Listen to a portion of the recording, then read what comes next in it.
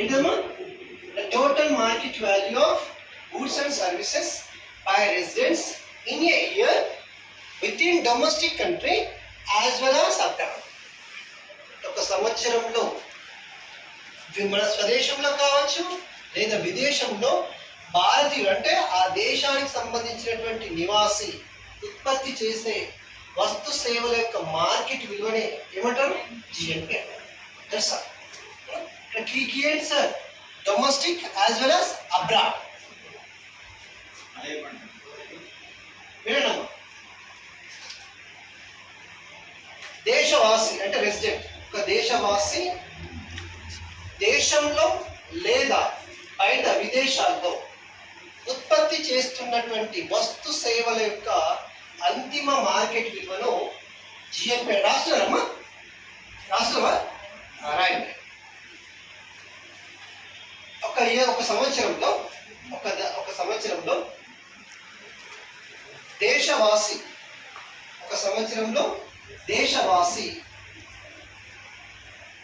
సొంత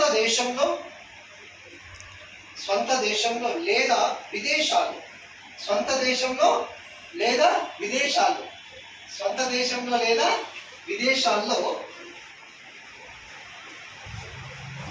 ఉత్పత్తి చేస్తున్న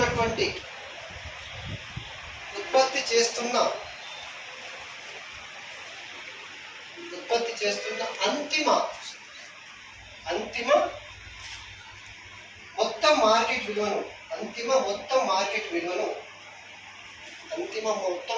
విలువను నికర జాతీయోత్పత్తి అంటారు. ఓకే, అంటే మనకు మామూలుగా చిన్నగా ఎగ్జాంపుల్ తీసుకున్నాం. ఏంటి సార్ ఇక్కడ ఇదేంటి సార్? ఇది యూకేలో ఏముంది సార్? టాటా కంపెనీ ఉంది సార్ అని చెప్పాను. ఇంకోటి ఏమి? మహీంద్రా కంపెనీ ఉంది. టాటా కంపెనీ, మహీంద్రా కంపెనీ ఉంది సార్. ఈ రెండు కంపెనీలు బై ఇండియన్. ఎవరు సార్? బై ఇండియన్ చేత ఉత్పత్తి కాబడుతున్నటువంటి కంపెనీస్. బట్ ఎక్కడ ఉన్నాయి? యూకేలో ఉన్నాయి. సో ఇక్కడి నుంచి వచ్చేటువంటి ఇన్కమ్ ఏదైతే ఉందో అది దేంట్లోకి యాడ్ అవుతుంది సార్? జిఎన్పిలోకి యాడ్ అవుతుంది. కానీ జీడిపిలోకి యాడ్ కాదు, జీడిపిలోకి రాదు. జిఎన్పిలోకి వస్తుంది, జీడిపిలోకి రాదు. అంతే కదమ్మా? జిఎన్పిలోకి వస్తుంది, జీడిపిలోకి రాదు. ఎందుకు జీడిపిలోకి రాదు? ఇది దేశంలో ఉత్పత్తి కావట్లేదు, ఫారిన్లో ఉత్పత్తి అవుతుంది. ఎక్కడ ఉత్పత్తి అవుతుంది? దేశంలో కాదు, ఫారిన్లో ఉత్పత్తి అవుతుంది. కాబట్టి జీడిపిలోకి రాదు, జిఎన్పిలోకి వస్తుంది. మరి ఇక్కడ చెప్పండి, ఇది ఉంది సార్. This is India. ఏంటి sir?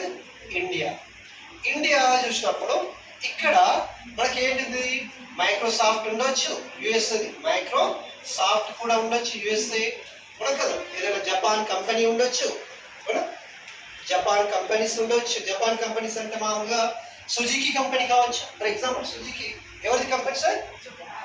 Japan. Suzuki company, Honda company ఇవన్నీ ఎవరు? జపాన్. ఇతర ఇంకా ఏదైనా రష్యన్ కంపెనీ కావచ్చు.